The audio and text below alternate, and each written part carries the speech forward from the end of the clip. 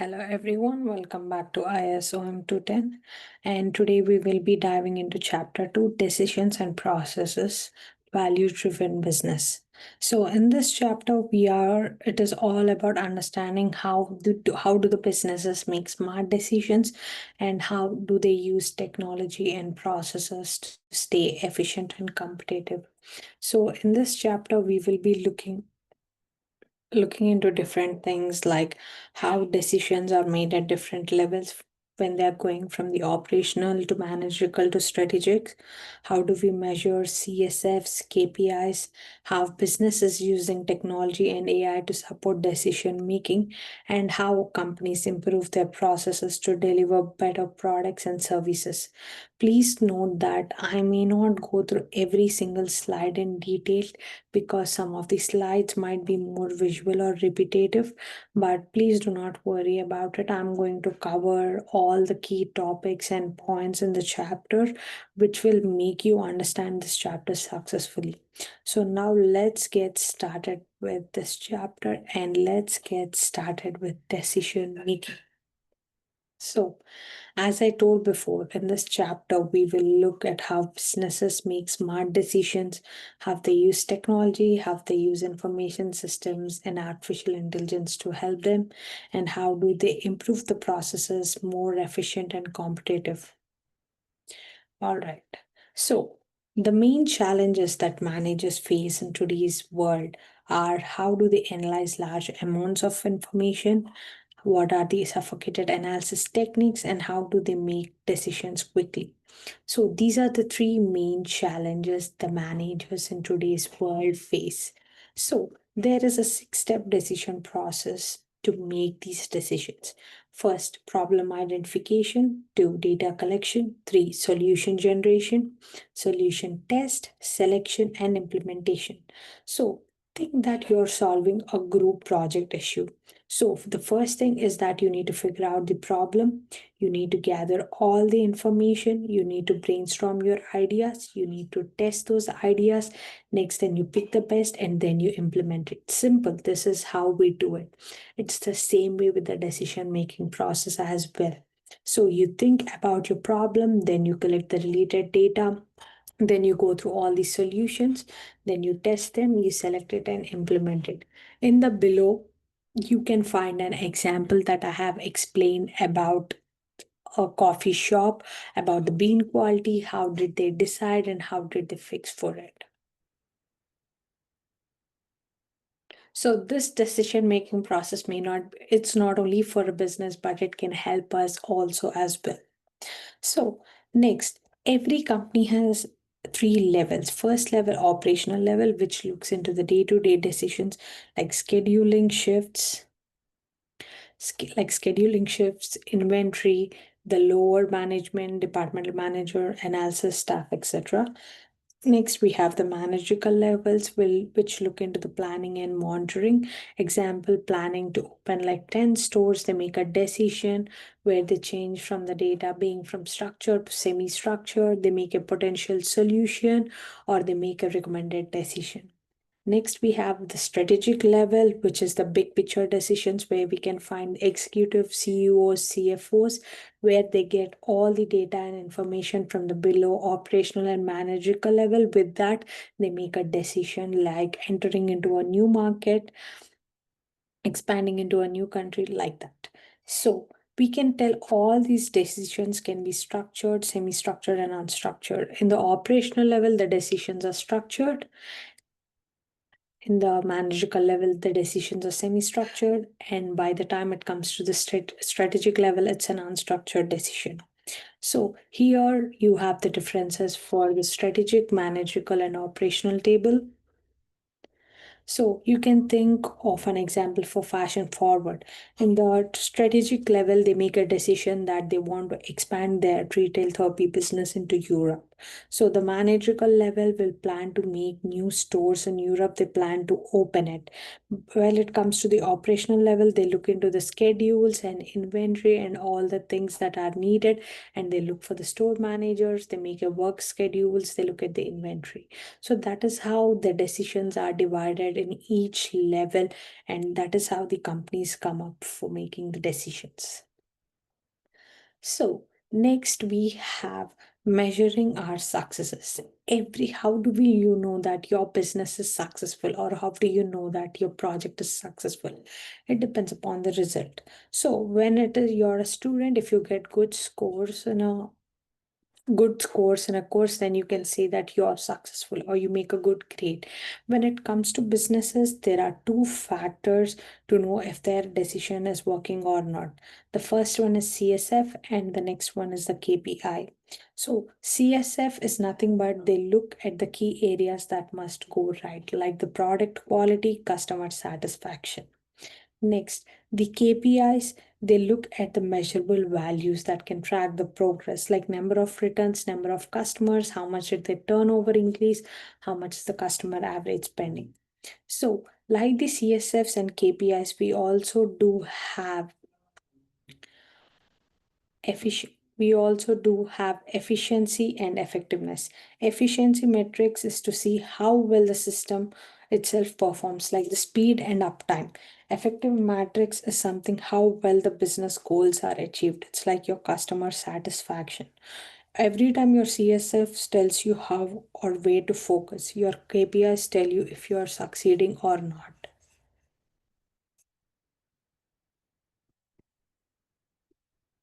So here is a difference tables for efficiency and effectiveness, where I have differentiated the differences. And in the same way, I have created a table for the CSFs and KPIs, where you can check the differences for each of these factors. So here are some challenges where you can see with the MIS projects their best practices and challenges. So for every slide that has a lot of data, I make sure I summarize them and write it at the bottom, so you can make sure that you can look at them whenever it's needed. So here you have a graph. On y-axis it represents the efficiency, and x-axis it represents the effectiveness. So imagine you run a pizza store. So your efficiency is that you're making good pizzas quickly with minimal waste, and your effectiveness is seeing that your customers loves your pizzas and you're selling a lot of them. So when these two things meet, that you call it as an optimal area. That is where you can operate your business successfully without any kind of losses or material waste. So if your business runs that way, you can say it is very effective and neat. So same like your CSFs, KPIs, we do have your benchmark and benchmarking, which is also efficiency and effectiveness. Benchmark is like the target that you want to achieve, and benchmarking is a product that you use to figure out how you can reach the target, so that you make a plan and do things that you can go to the target. So here you have the differences table for both benchmark and benchmarking. So next, let's talk how are these businesses using management information systems at every level. So if you remember in our last chapter, I did talk about MIS. MIS is nothing but where you keep your data, where you bring your data, information, business intelligence, knowledge, everything at one place into your business, and you make better decision making. So your MIS system supports decision making at each level. So the levels that we have are the TPS, transaction processing system, DSS, decision support system, EIS, executive information system. TPS, which handles the daily operations like sales, orders.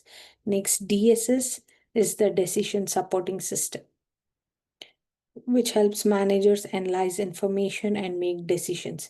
Next, we have EIS, executive. Next, we have EIS, executive information system. executive information system, which gives executives a big picture which views with dashboards and reports. So you can think of these three things as TPS is like checking out a grocery store, DSS is running what if sales analysis, EIS CEO looking at the dashboard which shows the quarterly revenue. So always MIS is the backbone system for decision making across all the levels. So TPS looks into the everyday task at the told before. It helps managers in complex and semi-structured decisions. So here is how this TPS system thinking works: input, process, output, and feedback. Input, if you give a source document, your TPS system CURD, which means create, read, update, and delete, calculate, or summarize. In the outputs, you get all the required reports. So if you remember, we spoke about system thinking in the chapter 1 where they are linked with each other. So there is a feedback which always sees that your system is operating properly. So in your DSS system, you have the OLAP, which is the analytical processing system, which does the data analysis to support the business decision making. So in the DSS model, there are like 4 models, like what if analysis, sensitivity, goal seeking, optimization. As I told before that it does business analytics, it's like trying to find the trends and patterns. So the system thinking of DIS is also the same, but here the input will be your TPS. It processes according to the needs that it wants. In the output, you can have your patterns, trends, ad hoc reports, forecast simulations. So here is a diagram which shows the interaction for TPS and DSS. After how they both these systems interact each other with that data, only the managerial level can make some decisions. So as in starting, we have seen operational, managerial, strategic level. In every level, the data changes from structured to unstructured. So this diagram tells you how your data is changing, the granularity from fine to coarse, what is the processing system that is changing from operational to strategics, and the same way what kind of processes is being used. So here are the differences of her TPS, DSS, and EIS. So you can same way find the differences for the operational, managerial, and strategic in the starting of the chapter as well. So here we have the strategic support system where it interacts with both TPS and EIS, where EIS is for the executive's big picture, which helps in the dashboards and reporting. So with all the data that comes from the TPS and DSS will be used by the EIS, and then the reports will be formed, and therefore that's how the strategic level makes the decisions. So this is how a strategic level will look at all the output reports. It might be a pie chart, bar chart. They get the different kinds of visualizations. And with this, they try to make a decision for the businesses. So these are some of the capabilities that EIS can do. Consolidations, where it helps you combine all the data to create a summary. It can analyze data by filtering, rearranging. So it can do pivot charts and tables where it can show a clear picture of summarization of all your data from the businesses, where you can gain more deeper insights. So from these insights, it's easier to understand what the business can do and achieve. So here are the differences for the systems: TPS, DSS, and EIS, each level system. So next we come to using AI, artificial intelligence, how artificial intelligence is helping in decision making in the businesses today. So we all know what AI is. AI is nothing but which stimulates human thinking and learning. So today we are using AI, like the computers and machines which are made to think and learn like humans. So I'm sorry. They can do things like recognize pictures, understanding speech, making decisions, solving problems, just like a person would do. Every AI is doing that.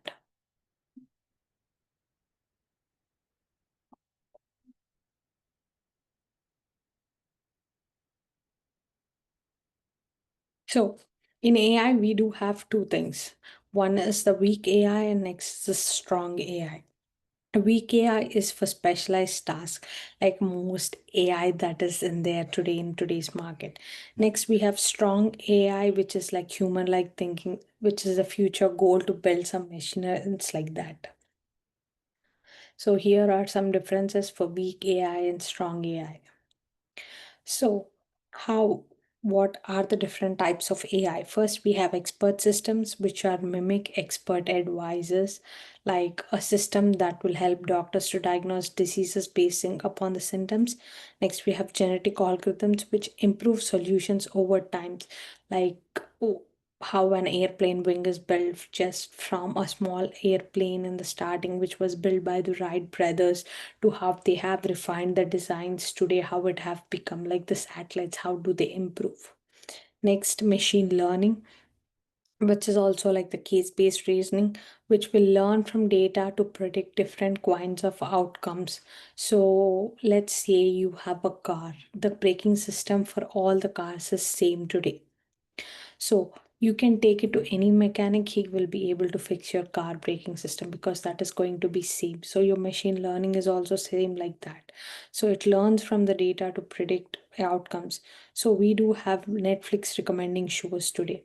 So how does Netflix recommend shows? So depending upon the shows that you're seeing, it does recommend it to you. So how according to your genre that you look, let's say I look at more rom-com movies, and there is another user who also looks at more rom-com movies. So it makes sure it made its system starts thinking that maybe the other user movies can also seen by this user because both of them watch rom-com movies. That is how they are providing you all these recommendations. And how is Amazon doing it? If you search a product, then it starts giving you different kinds of things. So in AI, we do have our banking systems like your credit card. So if you have a credit card, you must have seen getting fraud detections, like if you made this charge or not, it will send you a notification. If you press S or if you responded to back, it takes that and it goes to that transaction. Today, AI is all around us, even everywhere, like making decisions for us, movie suggestions, everything that we lead today is through AI, like your Spotify suggesting list, as we discussed about machine learning before. So in machine learning also has some problems because it's overfitting or underfitting. So overfitting is something where more the model has accepted the more training data. So it makes only correct predictions. It does according to the natural data, but only it works with the training data. Underfitting is also does have poor predictive abilities because it cannot understand the complexity of the training data. So here we have some differences for overfitting and underfitting. So here machine learning includes different kinds of bias. Here are those bias and some explanation for them. So machine learning does also have neural networks. It has virtual reality. So for everything, I'm not going because it takes a lot of space. Not like space, it takes a lot of recording time. So you can always view these things and get back to me if you have any questions. So in the second part, we will look into the business processes. So first, if we are talking about the business processes, how the businesses are running smoothly and smartly today. So in managing businesses processes, there are two types. One is customer facing, as next is the business facing. Customer facing is something that is seen by the customers, like ordering service. Business facing is like the internal tasks like training, inventory. So every business process is explained in the form of a flow chart. If you know a flow chart, we use rectangles, squares, arrows to represent it. So every diagram, every shape in that has a meaning. So oval means an event, a rectangle is an activity, a getaway is like a rhombus that takes you that side or this side, like an yes or no option. A flow will tell you which way that is going.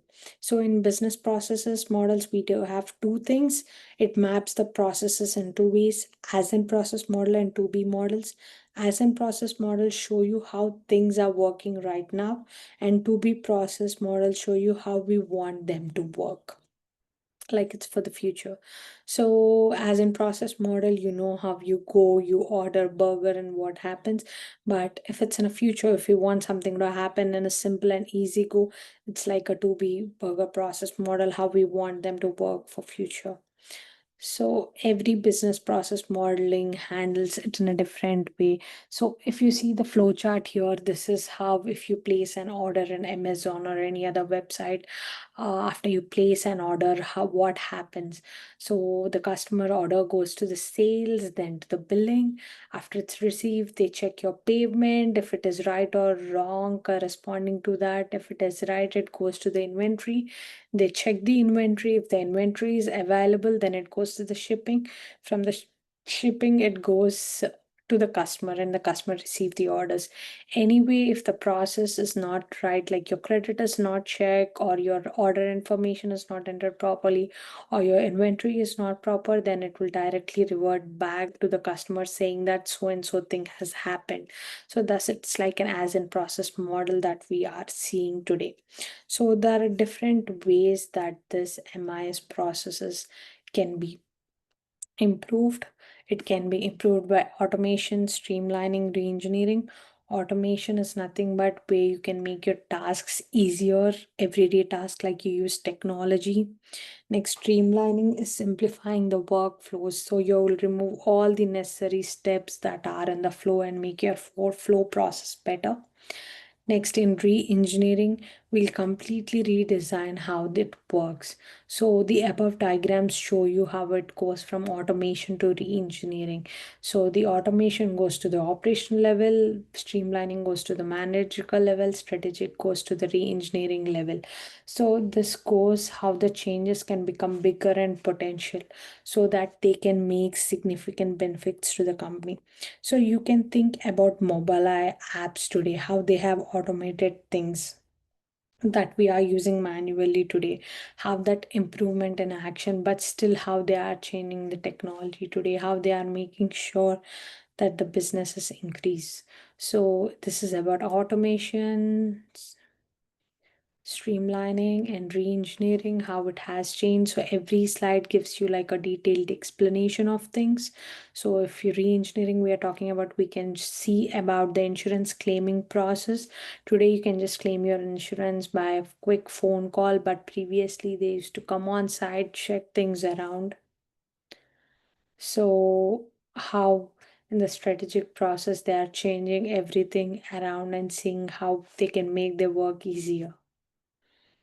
So these are the different examples of how a strategic business process, that re-engineering works. So next we have data mining. Data mining is nothing also the same thing as business intelligence. It's like finding hidden patterns and trends in data. And there are different techniques for data mining. So in a data mining model also, it has 6 steps, same like your decision processes.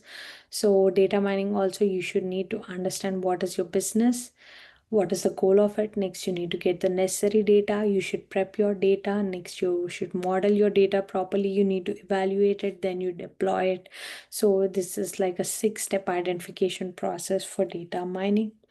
So data mining has different kinds of analysis techniques, like affinity grouping, classification, and cluster analysis prediction. So affinity is nothing but telling which product would people buy more, like product A often by product B. Like if you go to Amazon, when you start to search for a product, like you search for a product like a vacuum cleaner, so if you go to the bottom, it shows you a plus button where it shows you two products that can be bought together. So it's like affinity grouping. Next, we have classification and clustering, where they group the customer based on their behavior. So like I told about Netflix before, if two users watch rom-com movies, they suggest the other movies these two rom-com users see with each other. So it's like grouping their customers into clusters. Next, estimation analysis, which is also like a prediction analysis, which is like prediction what might happen in the future. Like if you see, we hear a lot of predictions today saying that the gold rate might increase in the future, or the stock market is going to crash, the dollar rate is going to increase, like all these different kinds of things that we see in data mining. So your recommendation engine is also a data mining analysis algorithm. So according to the things that you search on the website, it pops up as advertisements, or it pops up as an email in your email box, like different ways. So data mining is also used today in a lot of business decision making. So this is also another modeling kind in this in prediction. So if they are making like a prediction analysis, like forecasting future events, they look into things like regression optimization and forecasting as well. So with this, we finish our chapter 2. So always do remember that great businesses do make smart decisions, track their success carefully, use technology to support decisions, and constantly they improve their processes and they learn from their data. Thank you for learning with me. So let's continue building these skills together in ISOM 210. See you next chapter. Thank you. Have a good day.